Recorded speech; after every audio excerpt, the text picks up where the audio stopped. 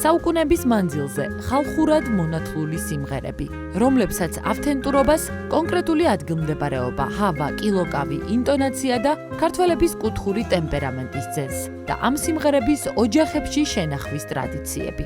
გადაცემის მეორე ნაწილში აღმოჩენები ფოლკლორის ფესტივალის კვალდაკვალ. ოჯახები, რომლებიც ხალხურ სიმღერებს მათი წინაპრების მსგავსად ყოფით რეალობაში მღერიან. ზუსტად ინარჩუნებენ სამეთველო კილოს და სწორედ ამით არიან გამორჩეულები. გაიცანით ჩხაიძეების ოჯახი გურიიდან და ბიძინაშვილების ოჯახი კახეთიდან.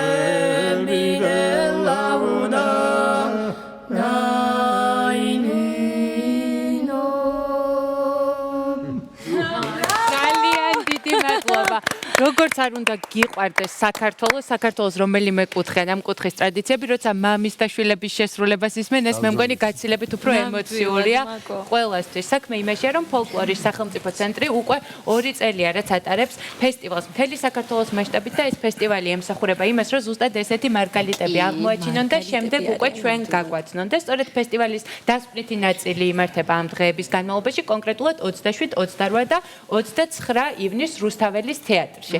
და ეს ადამიანები არიან სწორედ ფესტივალის ლაურეატები. ჩვენთან სტუმრად არიან ჩხაიძეების ოჯახი, გიორგი თომა და ანდრია ჩხაიძეები, ასევე ანსამბლ პატარა კახის ერთ-ერთი ხელმძღვანელი, ესე ვთქვათ, ხო, ბექა ბიძინაშვილი და გიორგი დონაძე, საქართველოს ფოლკლორის სახელმწიფო ცენტრის ხელმძღვანელი. მოგესალმებით კიდევ ერთხელ. პირველ რიგში, ჩვენ მაყურებელს წარმოდგენა შეექმნებოდა, როგორც დაიწყო ჩვენი გადაცემა, როგორი იყო ეს ძიების პროცესი და როგორ დასრულდა, მაგრამ თქვენ თვითონ რამდენად კმაყოფილები ხართ იმით, რაც ფესტივალზე მიიღეთ. მოგესალმებით, დიდი მადლობა, რომ ქართულ ფოლკლორს GDS და თქვენი გადაცემა ძალიან უდგას მხარში და დიდი მადლობა ამისთვის და რა თქმა უნდა ჩვენ ვართ ძალიან კმაყოფილები, როცა ესეთი ოჯახები არსებობს და გურიაში მრავალი ესეთი და არა მარტო გურიაში, მთელ საქართველოში ჩვენ ოჯახურ ანსამბლებს ცალკე ნომინაციაში გავყავს და გვინდა რომ ხარი დაუჭიროთ, იმიტომ რომ ყველაფერი ოჯახიდან მოდის. სიმღერა, სიკეთე, ყველაფერი და ყველა ტრადიციას დილობა და აი ამ ოჯახს უყურებ ჩხაიძეების ოჯახს და სხვა იმ ოჯახებს, ვის დღეს მიიღებს და გუშინ მიიღო მონაწილეობა, მართლაც დიდი იმედია იმისა, რომ ჩვენი ტრადიციები შენარჩუნდება, ჩვენი ფოლკლორი, ჩვენი სიმღერა და ასე შემდეგ და ფესტივალმა ძალიან წარმატებით ჩაიარა ამ თვალსაზრისით, რა თქმა უნდა, იმიტომ რომ გარდა ოჯახებისა ჩვენ ძალიან ბევრი ესეთი ახალი კოლექტივი და ახალი ჯგუფი და ანსამბლი აღმოვაჩინეთ, რომლებიც თავისთვის რაღაც ერთიან აჭარაში ვერია. საკმაოდ შემოწევადია ესეთი ფესტივალი ჩატარება. რა თქმა უნდა, ეს ამ დიდი დროს დაჭირდა, იმიტომ იყო 2 წელზე შარშან ივნისში დავიწყეთ და ყოველ თვე ჩვენი ჯგუფი გადიოდა და მოვიარეთ მთელ საქართველოს. ეს ჩვენ არაფერთ თქვა ეს ძალიან მნიშვნელოვანი იყო და აუცილებელი იყო და ეს 10 წლიანი წვეტა იყო და ძალიან ესეც გამოჩნდა რომ ამდენი ხანი ამ ფესტივალის ჩაუტარებლობა არ შეიძლება გადავწყვიტეთ რომ ყოველ 2 წელიწადში ერთხელ ესეთი ტიპის ფესტივალი ნამდვილად. ეს რეალურად არის საქართველოს საგანძური, რომელსაც ძალიან სერიოზული ხელშეწყობა ჭირდება, იმიტომ რომ ეხლა ამასაც ვისმენთ, ეს არის სწავლება რა, ეს მოდის დაბადებიდან, ბაბუიდან შვილზე, შვილიდან შვილიშვილზე და ასე შემდეგ, რაღაცას ეს ამას ვერ ასწავლე ხან პატარა ბავშვებს, რომ ესე უნდა დააწონხმები სადრომელი უნდა გადავიდეს ზედაზევი შეცვალო და რაც მე ყურადღება მიმიქცევია საერთოდ როგორც პროფესიონალსაც მუსიკოს გრულ სიმღერაში ყველაზე ნაკლები სიტყვა არის ხოლმე უფრო ხშირად და ის სიტყვა რომელიც იხმარება ძალიან მნიშვნელოვანია აი თელ სიმღერაში შეიძლება 3-4 სიტყვა იყოს ნახვარი და ამით ყველაფერი არ არის ნათქვამი სიყვარული ღმერთი სტუმარი მასპინძელი აბსოლუტურად სწორად იმით გურულები მაინც მუსიკიდან გამომდინარე არჩევენ სიტყვას უფრო ვერბალურად ყვებიან მეც ამაყია ვერბალურად ყვებიან ამ ყველაფერს გესმის და ეს საოცრება არის ეს ის განძია რომელსაც სახელმწიფოებრივ დონეზე გვერდზე დგომა ჭირდება და ეს არის ის რაც საქართველოს შეინახა ალბათ მე შემიძლია თქვა ხალხურმა მუსიკამ და თვითყოფადობა არ დაუკარგა ეს არის უმნიშვნელოვანესი და აი რა პრობლემებს წააწყდით როგორი ხელშეწყობა გჭირდება და ესენი ძალიან საინტერესოა ჩვენთვის ნუ პრინციპში ეს ისეთი საქმე არის რომ თვითონ ხალხისგან იმხელა ამ შემსრულებლებისგან იმხელა ემოცია მოდის მშობლებისგან თვითონ არ შეიძლება თქვა თვითონ მუნიციპალიტეტის წარმომადგენლები დასავლეთ საქართველოში განსაკუთრებით ამასაც ხაზი მინდა გაუსვა აი სვანეთიდან ჩამოვიდა რამოდენიმე ჯგუფი მოყვება გამგებელი კულტურის სამსახურს უნდათ რომ თავიანთი კუთხე წარმოაჩინონ ასევე აჭარიდან რაზეც ვერ ვიტყვით მაგალითად ნუ ეწყინება ნუ რა ვიცი ჩემი ვალია რომ ეს თქვა რომ რასაც ვერ ვიტყვით თქვა აღმოსავლეთ საქართველოს ეს მთლიანად ეს პროექტი დაფინანსდა კულტურის სამინისტროს ხარდაჭერით მხოლოდ ესეც და ისევ სარკმლიდან თქვა ეთყობა სპონსორებმა ისევ მაგრად იჩინეს თავი და არ დაუდგენ გვერდში ხო რაღაც ნაწილში TBC მოგვეხმარა იმიტომ რომ სულ გვერდზე გვიდგას მაგრამ მთლიანობაში მეც ველოდით ეს ჩვენთვის ხო არ კეთდება ეს ჩემი მე პირადად არც ამ ხალხს ამათ ქართველებს და იმ მომღერლებს იმ შემსრულებს ფული საერთოდ დაჭირდებათ ამ საქმეს ჭირდება პოპულარიზაცია გიორგი ერთი სული გვაქვს გავიცნოთ ეს სასწაული ოჯახი ხაიძებთან ალავერც ასე თქვა აი დათომ თქვა რომ ამას ესე ვერ ისწავლი და რაღაცნაირად თავისით გადადის ბაბუიდან მამაზე მამიდან მე როგორც ისე თქვენ ბუღალტერები ზანდებით ხო კი პროფესია ეს არის ერთ-ერთი მთავარი პროფესია გურულ სიმღერაში თქვენ შემთხვევაში როგორ მოხდა იმიტომ რომ ძალიან ბევრ ოჯახში ალბათ ეს ტრადიციები დაიკარგა ხო საბედნიეროდ თქვენთან ესე არ მოხდა ხო არა მოგესალმებით ყველას დიდი მადლობა მოსწრებისთვის პირველ რიგში ტრადიციები რა თქმა უნდა არსებობს იმიტომ რომ დედაჩემი ყოლოტბარი იყო იმიტომ რომ ცოცხალია ეხას მაგრამ სმენა დაკარგა დიდი ხნის წინ მთლიანად და ამიტომ იყოს ამიტომ და აქედან გადმომეცა ამის გარდა კიდე ჩემი დიდი ბაბუა ყოფილა როგორც ვიცი გალობელი ჩვენი სოფლის ეკლესიის ალბათ ეს გენი გადმოიცა და ბავშვებმა სიხარული ამის გარდა კიდე ჩემი მეუღლეც პროფესიით მუსიკოსია და ბავშვები ძალიან წარმატებით იქნებ ბავშვებსაც ვთქვენოთ 2-3 სიტყვა სულ რამდენი წევრისგან შედგება თქვენი ოჯახური ანსამბლი ჩვენ მე და ჩემი მეუღლეს 5 ბიჭი გვყავს აი ეს ცალკე უნდა გვეთქვა აუცილებლად 4 ხმაშიც გაიშლება მოკლედ რა და ეს რაოდენობა მე მგონი ნამდვილად საკმარისი არის იმისათვის რომ ერთი-ორი სიტყვა ბავშვებს გითხოთ სიმღერები შესრულდეს რა შევეკითხებით გიყვარს ქართული სიმღერა კი ძალიან შენ როგორ შეიძლება გვეტყვება ის გადაგიხადა. ღერი, შენ ფანტასტიკური ცოტა. ზედახმა გაქვს, მაღალი ხმა გაქვს ზედა რეგისტრებში და კრიმანჭულს მღერი? ესენი გურულად პასუხობენ, საით მიდიხარ, საიტავა. მოკლედ პასუხობენ. იცი კრიმანჭული? არა. ჯერ არის ის, მაგრამ ეხლა შენ თუ იცი კრიმანჭული?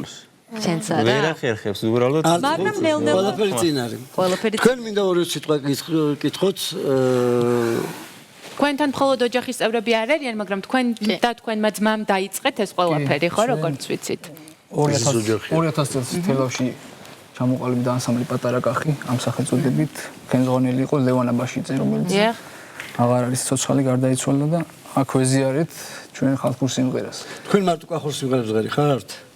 ანსამბლში კი. ისე სუფრაზე? სუფრაზეც ეხლა პროფესიონალი თავის მოსწრეთად და ყველა კუთხის და სიმღერა ისიც კარგად. უნდა ავღნიშნოთ ხო რომ ერთადერთი ანსამბლი არის რომელიც კახეთიდან გადავიდა ფინალში ხო გიორგი ეს მართალია ხო სამწუხარო ფაქტია, მაგრამ აი ბექას და მისი ძმის იმედი გვაქვს ჩვენ რომ ძალიან ცოტა ხანში 2-3 წელიწადში სულ სხვა შედეგი გვექნება და ძალიან მაგრად მუშაობთ იქ სალოტვარო სკოლის მიმართულებით ფოლკლორის ინტერესი არ არის ბექა ინტერესი კახეთში არის ნამდვილად არის მაგრამ ახალგაზრდებში არის კი რაღაც პერიოდი იყო წვეტა და ამ წვეტის გამო აი ჩვენ რო ჩავედით თბილისიდან თელავში დაგვდა სხვა სურათი რაც მანამდე იყო არც ბავშვთა გუნდები აი ერთი მინდა აღვნიშნო ეს ქრომატიული საკრავები იმას თავის ადგილი აქვს რა თქმა უნდა მაგრამ აი წალეკა რო იტყვიან რა ხალხური სიმღერა გონიათ ქრომატიული საკრავები მე წინააღმდეგი კი არა ვარ მაგრამ ყველაფერს თავის სახელით უნდა დაერქვას იმიტომ რომ და თქვენი სიმღერა მოსვენილი მაგ და ძალიან განსხვავდება როცა კახელები მღერიან კახურს უფრო ავთენტურია და აი ეს ამ განსხვავების სპეციფიკა მე კი ვიცი მაგრამ ჩვენს მაყურებელს ორი სიტყვით ვთქვა ერთი ხო ესე იგი თვითონ ერთი რამე მინდა აღვნიშნო მასთან დაკავშირებით რომ ძალიან სამწუხაროა რომ მარტო ჩვენ გადავედით ეს იმიტომ რომ არიან ანსამბლები მუშაობენ. ეხლა ახმეტაში მყავს ერთი ანსამბლი, რომელიც ჯერ დიდი ხანი არ არის რაც მუშაობთ და დარწმუნებული ვარ, აი შემდეგ დათვალიერებაზე უფრო კარგად გამოვართ, რა თქმა უნდა. აი თქვენ რა კითხოს დასვით, თვითონ ბექას და მის ძმას აქვს სუფთა თელაური. აი მაგას ვიძახით, მინდა მე აღვნიშნო რომ თვითონ კახეთშიც ვიცით რომ კახური სიმღერა კარგია, მაგრამ შიგნით არის სიმღერა მრავალფეროვნება. გვაქვს დაახლოებით 10 ჩაგრული, 10 მრავალჟამიერი, ყველა სოფელს და რაიონს თავისი ვარიანტი ჰქონდა და განსხვავებული, განსაკუთრებული და ჩვენ ვცდილობთ რა თქმა უნდა პირველ რიგში თელაური ვარიანტები შევასრულოთ და არ დაიკარგოს, მაგრამ ასევე გვაქვს ახლა ცნობები რომ შილდელებს და თელაველებს დიდი ურთიერთობა ჰქონდათ და დედას ლევანასთან სასწავლებლად მიდიოდნენ ეს ამუზაშვილი და ცენტრი რა. ამუზაშვილი ფეიქრიშვილი კონტროლი მომღერლები. ხო და ძალიან ბევრი ვარიანტი აი მე იდეა თქვენი იდეა ვიცი რომელიც ძალიან მომეწონა რომ დავუშვათ ამ ყველა სიმღერას ხო აქვს თავის ისტორია. ზოგი ყანაში იმღერებოდა, ზოგი რთველის დროს, ხო ზოგი იყო ლაშქრული დაუშვათ და გინდათ რომ ვიდეოები გადაიღოთ. შესაბამის გვაქვს იდეა რომ რა თქმა უნდა მოწყვეტილები ვართ. ერთადერთი ეს არის სუფრა, სადაც ჩვენ ბუნებრივ გარემოში ვასრულებთ. ამ დროს ეს იმღერებოდა სხვა გვაქვს მაგალითად ჩვენი დიდი მასწავლებელი არის ანდრო პაპა, ანდრო სიმაშვილი, რომელიც ართანიდან არის 93 წლის და მისგან ძალიან ბევრი რამე ვიცით, თვითონ ყანაში როგორ სრულდებოდა ეს ყველაფერი, როგორ იმკებოდა და წელს გვაქვს ამის ესეთი იდეა, რომ გავიდეთ ყანაში და ხელით ვცადოთ აი როგორ მყიდნენ პირდაპირ და ვიმღეროთ. იქნება ჩვენ GDS-მა გადავიღოთ იქნება. ტრადიციად დავნერგოთ. ესეთი მე კახური სპეციფიკა ეთელაურში მინდოდა მეთქვა, რომ როდესაც არაკახელები მღერიან რაღაცას სუსტი არ ვიძახე.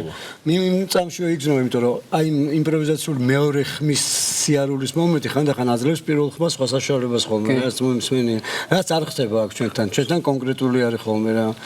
თბილისელები სხვანაირად მღერიან. ცუდად არა, მაგრამ ხო ალბათ ეს თვითონ 13 კილოც განსაზღვრავს, იმიტომ რომ კახეთში შეკითხვაც სხვანაირია. აი თვითონ კილოში, საუბრის კილოში სხვადასხვა მაგალითად თელავური და ახმეტა უფრო გავს ლაპარაკით. გურჯაანი აქეთ სულ სხვა არის. თბილისი სხვა.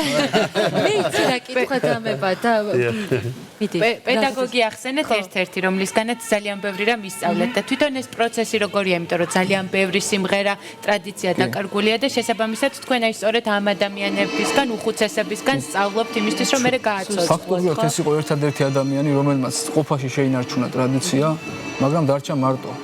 და ჩვენთან მაშინ გაიხსნა საალgebro სკოლები ერქვა ხომ იუნესკოს იუნესკომ როცა აღიარა ქართლის 2000 მაშინ პირველი წელი ქონდა ეს პროგრამა და ზუსტად ანდრო პაპანდროსიმაშვილი მოიწვიეს მაშინ ჩვენ ალავერდის გუნდში გვადობდით და ეს ბუნებრივად გვასწავლა ეს არ იყო რაღაც ფორტეპიანო და რაღაც იმას ბუნებრივად მღეროდა და ჩვენ უსმენდით და ვყვებოდით მას ბუნებრივად ძიძი საქართველოს რითიც არის მნიშვნელოვანი მრავალჟამიერი ერთ-ერთი მნიშვნელოვანი სიმღერა საქართველოსთვის და არ არის კუთხე რომელსაც მრავალჟამიერი არ ქონდეს და მე მქონდა ეგეთი იდეა 2002 წელს რომ ყველა კუთხის ახალი წელი ხო ის დროა ყველა ქართულ სუფრაზე მაგიდაა გაშლილი და ეს ყველა მაგიდა რომ გაერთიანდეს და ერთი კუთხიდან დაწყებული საზღვრიდან ბოლოს საქართველოს საზღვრამდე მრავალჟამიერი იმღერებოდეს სხვადასხვა კუთხის აი ეს ხო გავაკეთოთ აი 2017 წლის ახალწელს გავაკეთოთ აჰა აი ესეც იდეა დაიბადა კიდევ ერთი იდეა ჩვენ დავუდგები ფოლკლორის ცენტრის და მეც და კახელები მე ერთი კითხვა გამიჩნდა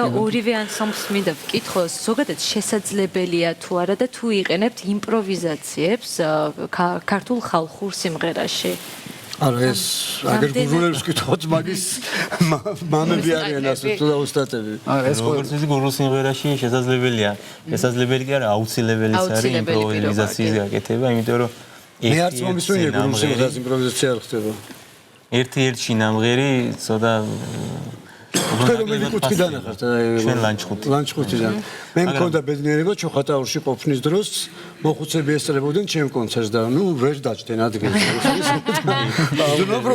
მეთქი ხო არ იმღერებდით მეთქი და ამოხდნენ 80 დაბლა არც ერთი არ იყო ნუ როგორი იმღერე ისეთი რომ არასდროს არ დამოვიწყდება რა მე ჩვენს გავუკეთეთ აკომპანიმენტი ერთი და იგივე სიმღერა არასდროს ერთნაირად არ ხო თავისთავად არა ჩვენ შემთხვევაში ჩვენ კოპია გავაკეთეთ იმიტომ რომ ჯერ პატარები არიან ეს პატარები არიან გასაგებია მაგრამ საერთოდ როდესაც აი ხა ოჯახებს გავუსვით ხაზი რა იქ სწავლება ხდება ჩვეულებრივ ყოფილ დონეზე რა უფრო სიმღერა ბავშვების იმასაც იამბობენ რომ რა თუნდა სწავლება თუ ნიჭი გაქვს რომელ კუთხეებში არის უფრო აი სტაბილური მდგომარეობა ხა შემოიარეთ წელი საქართველოს და ეს მაინტერესებს რა. სვანეთი და აჭარა არის რომელიც აი ჩამოკიდებულია მთელი საქართველოს მაგურ კუთხეზე ამ მიმართულებით და აი ძალიან მაგრები არიან.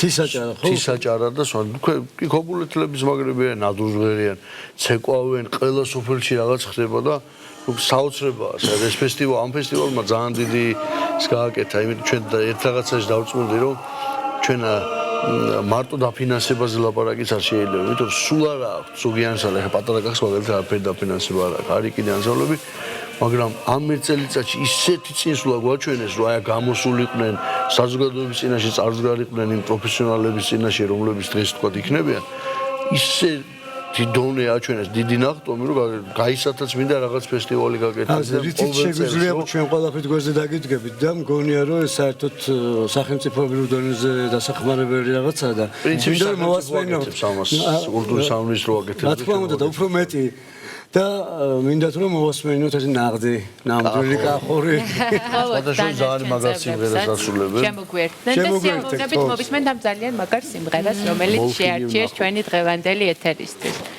და ხვალ უკვე ხვალინდელ გამომსვლელებს წარმატება ვუსურვოთ. ხო დღესაც და ხვალაც აუცილებლად ხვალ დასკვნითი ნაწილია უკვე. დიდი მადლობა რომ ამ საქმეს აკეთებთ. დიდი მადლობა თქვენ რომ გვეხმარებით და გვეჩქინეთ. ისმენთ. Malachini vanacho